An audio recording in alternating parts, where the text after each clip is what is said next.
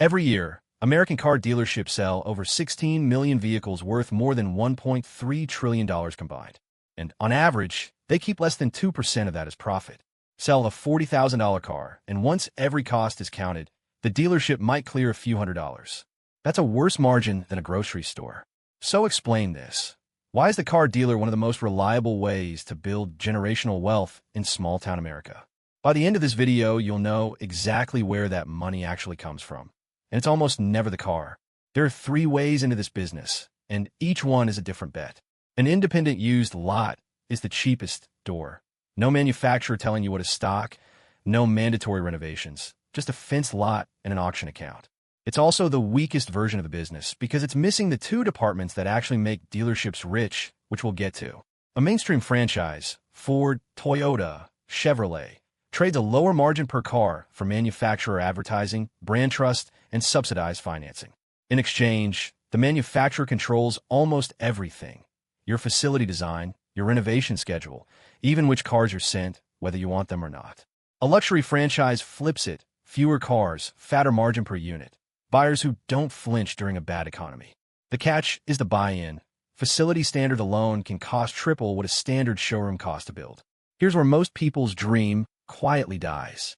A standard franchise costs somewhere between $5 million and $10 million just to open, not to get rich, just to unlock the door. That figure stacks a franchise fee to the manufacturer, several acres of land, a purpose-built facility, and this is the part people miss. A required minimum of liquid capital sitting untouched in the bank, sometimes $500,000 to $1 million, just to prove you can survive a bad year. Fail that test, and no amount of enthusiasm gets you the franchise. And you still haven't bought a single car. Here's the part nobody explains before they sign.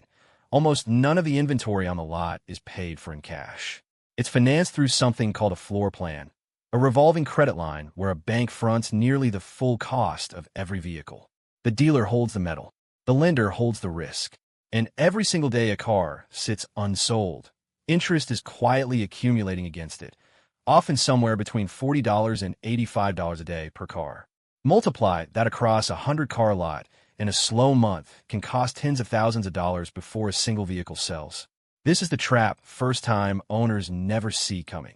Inventory isn't an asset sitting patiently on your lot. It's a clock running against you every day the sun's up. You've probably haggled a salesman down to invoice price and felt like you won. Here's the twist. The invoice price is inflated on purpose, usually by 1 to 3% above what the manufacturer actually charges. After the sale, that difference gets quietly refunded to the dealer in a check called a holdback. On a $50,000 car, that's $1,500 in profit that never appeared on any paper you signed. The salesman wasn't lying when he said he was losing money on the deal. Technically, he was. He just knew a check was coming. Once you've agreed on a price, you get walked into a second room. Finance and insurance. It feels like paperwork. It is, in fact, close to 40% of the dealership's entire profit. The bank offers the dealer a wholesale interest rate. The dealer is legally allowed to mark that rate up before it reaches you and pockets the spread. Add an extended warranty that costs the dealer roughly $1,000 wholesale and sells to you for up to $3,500. And gap insurance you could replicate on your own policy for $50 a year. And you start to see why this room, not the sales floor, is where dealerships actually make their money. Here's the one almost nobody guesses. It's the service department. Oil changes, brake jobs, parts. That department typically generates only 10 to 15% of a dealership's revenue and roughly half of its total profit. Margins back there run 45 to 50% against low single digits on the car sale itself.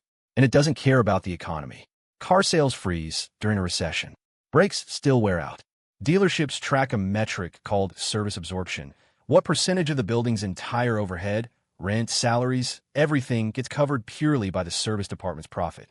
Once that number crosses 100%, every car sold on the floor afterward is pure, unencumbered profit because the lights are already paid for. None of this is free money. It's leveraged top to bottom. Rising interest rates don't just slow your customers down. They raise what you pay every day just to hold your own inventory, squeezing you from both directions at once. Manufacturers can rewrite the deal on you entirely. In 2022, Ford told dealers that keeping the right to sell its EVs would require a personal investment north of $500,000 in charging infrastructure. Lawsuits followed in 6 states. By 2024, Ford quietly scrapped the mandate, and the dealers who'd already spent the money never got it back. So here's the actual shape of the business. The car you bought was never really the product. It was the entry fee into a financing relationship, a warranty you didn't need, and a service bay you'll return to for the next decade. Sell the car at a loss, and it barely matters because the dealership was never counting on that number to make the month. It was counting on everything that happened after you signed.